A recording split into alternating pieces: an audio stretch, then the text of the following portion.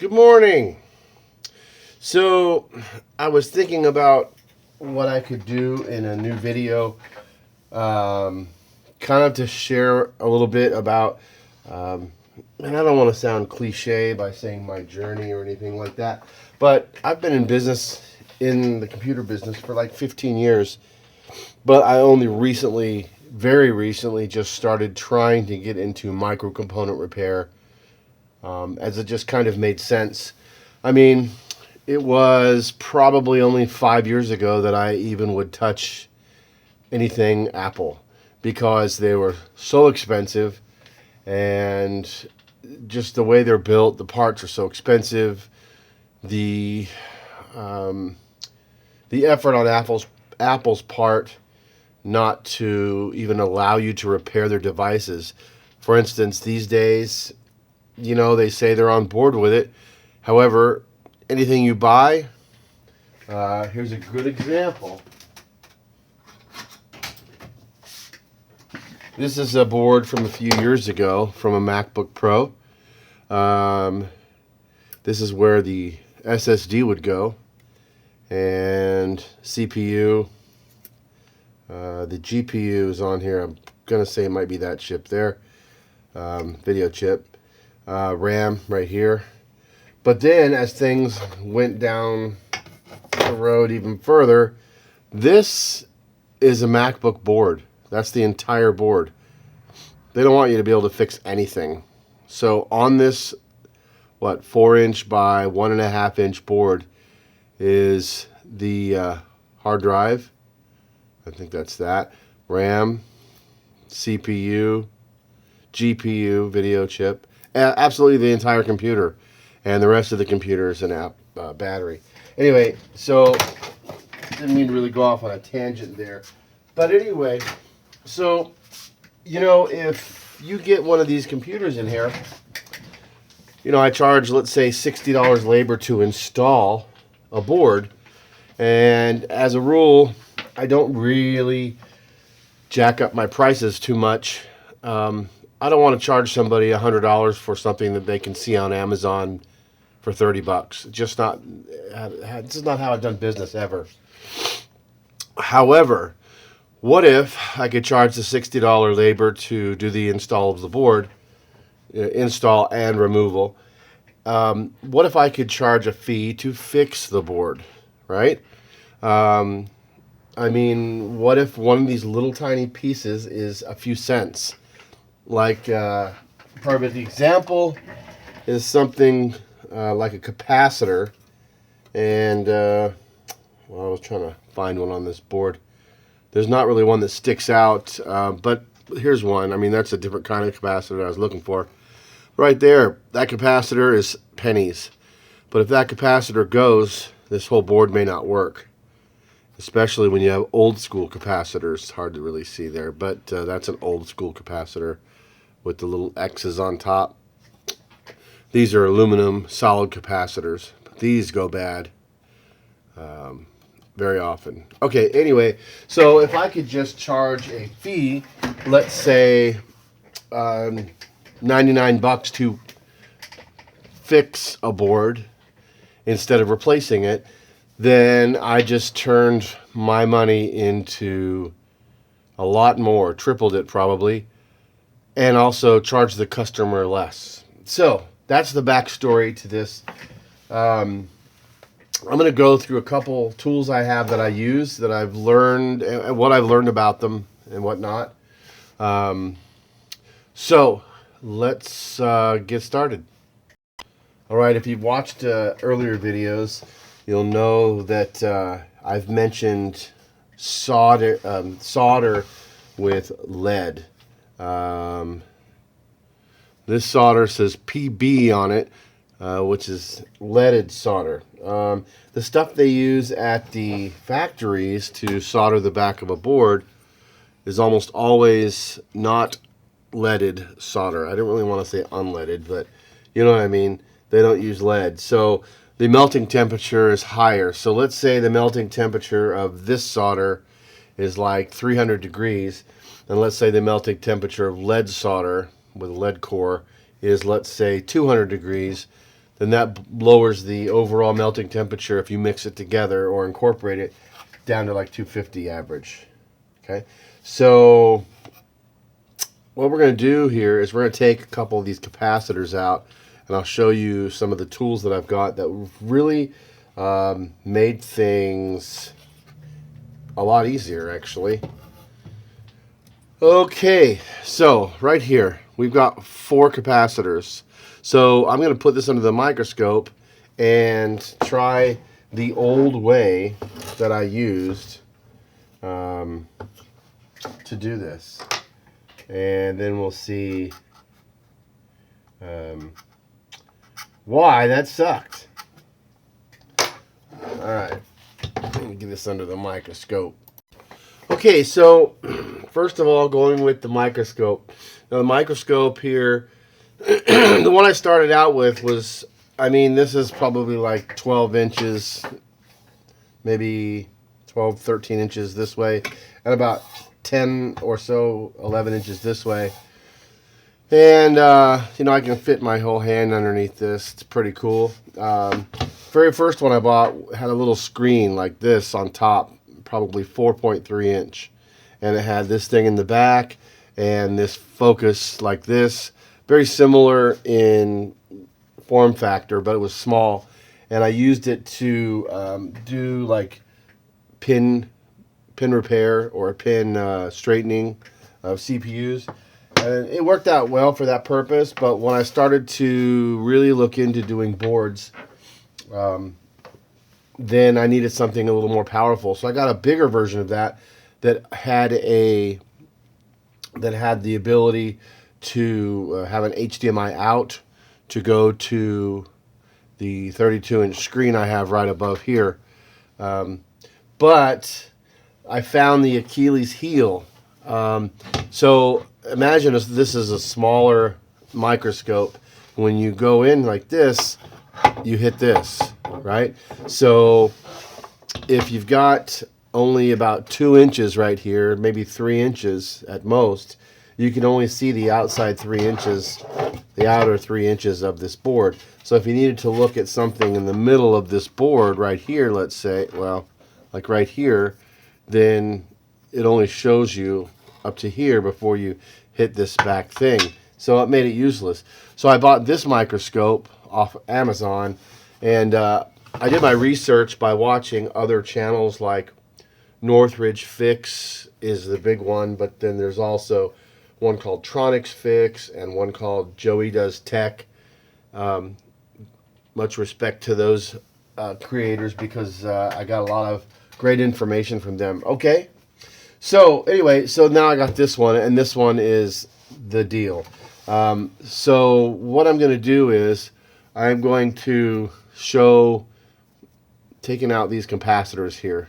Okay, so I've marked them on the back of the board, and it's pretty crazy when you see the difference in, you know, what that looks like, how small that looks to where we're going to be. I think I cut myself off. Where we're going to be under the microscope is what I was trying to say. Big difference. So there is the back. Let me move my thing back here. There we go. Here's the back of one. This thing's gigantic. Okay, each one of those marks is a capacitor, the bottom. And to be fair, the distance between each of these is about 3 millimeters. Crazy. All right, so first thing I want to do is go and show you what it was like using a standard soldering iron like this when I used to do it that way. So this solder, look at this. You just sit here and it just kind of does nothing. I mean, you literally just sit here and you wait and you wait and you wait. You know, it makes a little dent in it where you can see that it's sort of starting, sorry, look at that, it's not even really melting, right?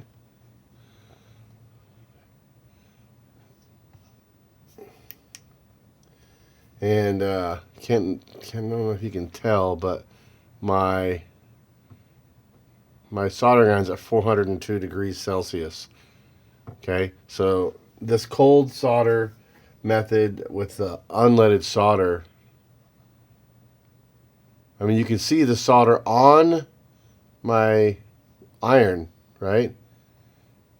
It's liquid, and then it doesn't mix with this other solder. It just kind of stays on there like that. It just kind of flakes off, right?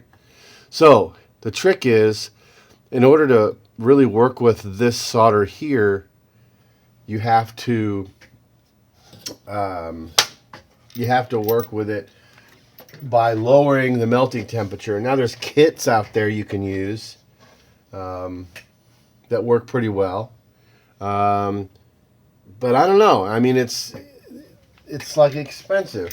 The kit's like $20, and it comes with some flux and a little bit of solder. I mean, these are the same things you could do on your own. So what we're going to do, leaded solder, right? We're going to bring this in and melt it.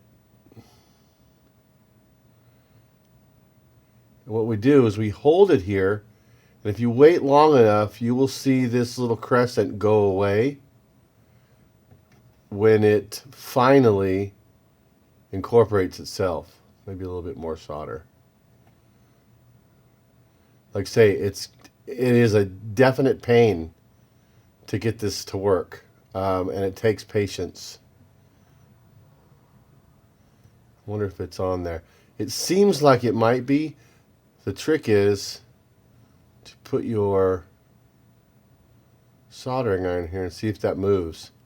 And it is. So that means by putting, yeah, see how that's moving? By putting the other, the lower melting solder with the lead, now we can work with this. Whereas before, this just didn't want to work, you know? Okay, so there's that. That looks really nice. And then if you notice, when we move our thing, our iron away, it takes a minute before it goes opaque. That's when it solidifies again. It didn't show up too well on this one. Anyway, so yeah, so now we have the ability to do that with that solder. So there's that, and there's also, let me do this other one here. All right, so now we got that.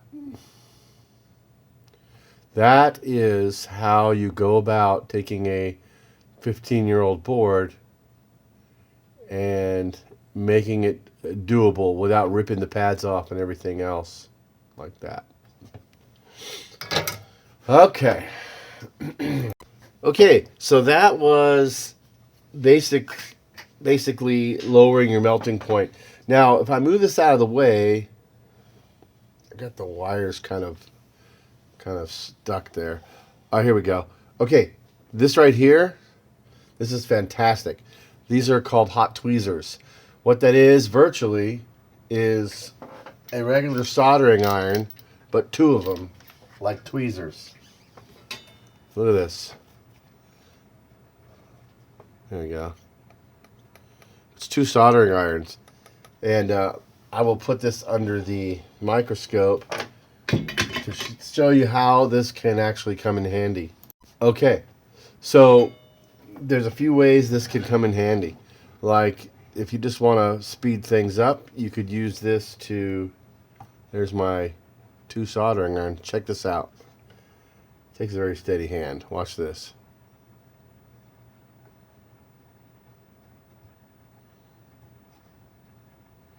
There we go. So if you're picking something up off the board, then you can use this to just lift it right off. Makes it real easy. I'll see if I can find a component that I can do that with here. Everything's so tiny. Mm-hmm. All right, we'll see if we can do this one. Looks like we got a resistor. I think this is a resistor. Oh no, I'm sorry. This one's a diode, and it looks like a filter next to it. And again, this is super tiny. But and like I say, normally I would put some low melt solder. But what I'm going to do in this case is show the importance of flux. Flux comes in a tube like this, like a syringe, and what it does is help the solder flow. Like if you're trying to solder a bunch of terminals that are super close together, this will help you. This really will save your ass when it comes to bridging them together. All right, so hot tweezers. Let's see, it's kind of a weird angle here, but let's see if I can get this. Of course, there's a plastic thing there. That makes things a little difficult.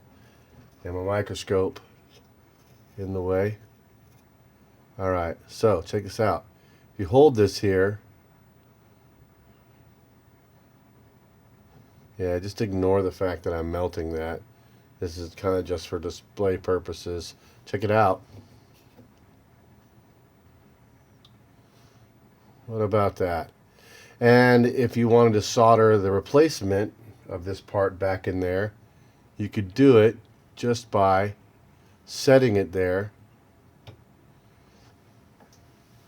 And then you hold it down with tweezers, or in this case a dental pick. Hold it down. Done. This thing's soldered into place. So those are the hot tweezers. All right, let's go show you a couple other cool things. Okay, so moving on to my favorite piece of equipment other than this microscope is this. This is a hot air station. This thing is the deal. I don't know if that translates well. It's awesome is what I'm saying. But this is the base unit here, and this is kind of the expensive thing that I had to save a little time for, other than the microscope itself. This thing's pretty awesome. So if you're needing to solder or remove something with like 8 pins on it, this is what you'd use. And it comes with different nozzles for this, depending on if you're using, you know, a large chip, small chips, medium, you know, that's sort of semi-big, semi-large. But that's the one that I've found that I find I get the most use out of. So I'm going to show you here how I use that to remove something super small and tricky. By the way, you set the airflow and the temperature on this, and then you hit this blue button that starts it. That's how it works. And then when you put it in there, it turns itself off. Of course, I just turned it on, so it's going to take a minute to do that.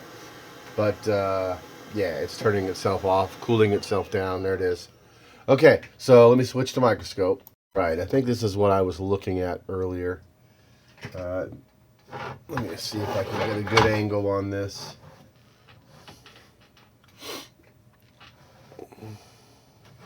See, even with this microscope, as I was talking about earlier,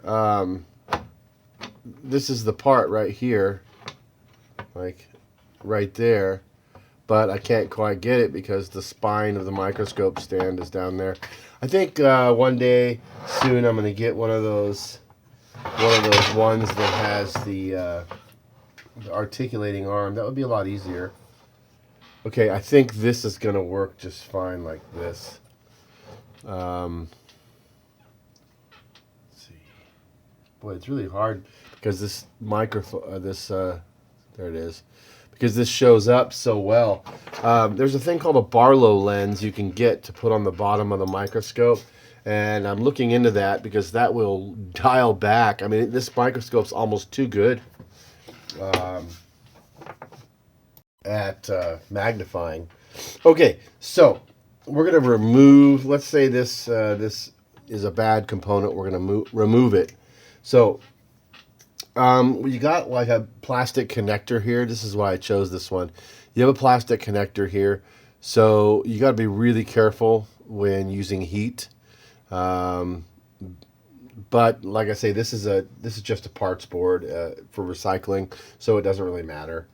But you'd want to be real careful. So first thing we're going to do, throw some flux on here.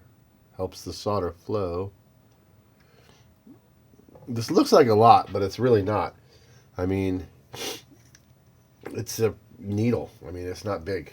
Okay, so we take our tweezers, get those ready right there. And so this is a simple chip, 4 connections. There's one big one on top, right there, and then there's 3 on the bottom. So it's kind of like those movies in the 40s where you got the guy spinning the plates on top of the sticks. It would be a pain in the ass to get all of this done at once. So that's where this comes in handy. So we push that blue button, and here comes the heat. And I have this currently set at 50% airflow and 480 degrees Celsius on temperature. So we hold it like this. Keep an eye on that part on the left. See if it holds up, that plastic piece. So if we hold this, a little bit of heat. Now remember, we haven't incorporated any low melt solder to this. So it'll be interesting to see how long that took. There it is. Right, so as I said, we're going to mention that we're going to screw this up right here. But we got the part off. And we did it without ruining any pads and, you know, the actual part itself. So just since I have this out, we'll go over the process about putting a new MOSFET or filter or whatever. This right here, we'll put this back in place. Okay, so first thing we want to do, of course, is to add some low melt solder in order to more easily wick up this. Now keep an eye, or keep in your head what this looks like now. It looks kind of like a shit show with all the dirt and you know, nasty looking stuff. So we put that there like that. Now we've just lowered the temperature of that by a good 100 degrees. And then we got this one here. And this one here. Alright. Normally I would put flux on here, but I have fresh flux, so I'm not. Because if you, let's say, took this part off and ordered it, and it showed up 3 days later, your flux would be all dried up. Alright, so we have solder wick, and I'm going to clean off what I can from my iron. Get my iron clean. Okay, here we go. Check this out. This is pretty cool. This never ceases to fascinate me.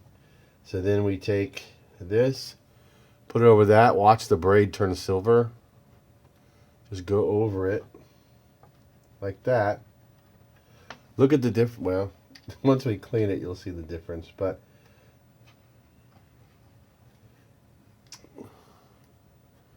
yeah, we might put a little bit of solder, flux in here. You're starting to see how clean it looks. And if you want a good soldering job, you most definitely want to make sure that you know, you can save 5 minutes by doing it quick. Or you could just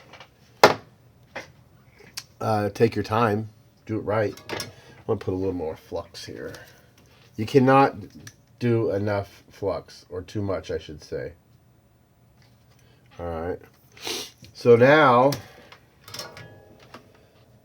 got the solder wick. I cut the end off because you know you got to keep doing that. Keep it viable. This is going to suck up a whole lot. There's a lot of solder right there. Whole bunch.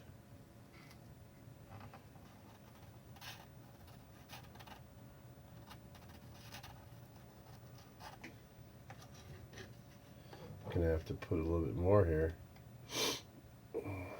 Phew, that's a lot. All right, so now if you go back to what you were thinking about a minute ago about what this looked like prior to wicking it, it was dirty and nasty and kind of gross. Okay, we actually have the pads cleaned off. I actually made this video once before, but somehow I deleted the last bit, so I'm reshooting it, which is why it might look a little different. Anyhow, so once we've got it all cleaned up, we could use our regular flux, but we already have flux on the board. So what we're going to do is we are going to tin the pads. Basically, that puts brand new solder on here and prepares them for receiving the chip. Makes it super simple. Look at that. It does not get better than that. All right. Put that up. Then, by taking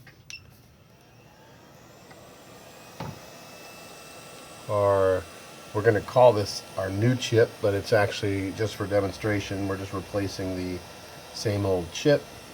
We just kind of put it right there once we get this melted. And it doesn't take long. As soon as you see this, there it is. See how it liquefied just like that? Then we put it down there like that.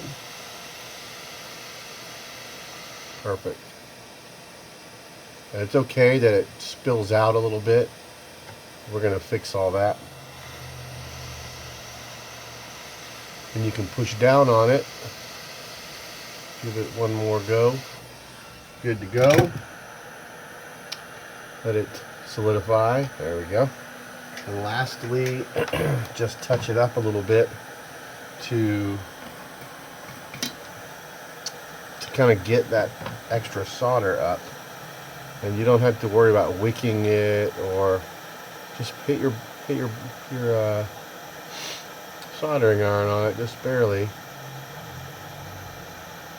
And that's pretty much it. It is that easy. Maybe I should probably, with respect to what what we did, maybe it's not easy, but it can be very simple to do. And then last but not least, I won't go crazy with it, but we can clean it off with some alcohol. I actually put my alcohol in the other room.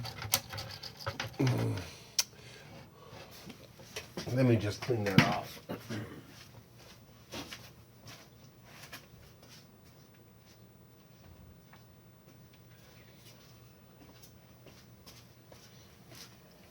Okay. Also, speaking of alcohol, it's a good idea to use very high concentration of alcohol, not the, generic stuff you find at the store, but I use 91 and up. Here we go. That's as clean a solder job as you could ask for right there. Doesn't get much better than that. And it's non-conductive for the most part, so you don't have trouble shorting things out or anything like that. But if you're ever worried, you can take a little heat and just kind of go over it. Now, the liquid you still see there is flux. That's not alcohol. And that's it. If you liked this video and you found it to be interesting, feel free to give it a like and subscribe. And have a great day.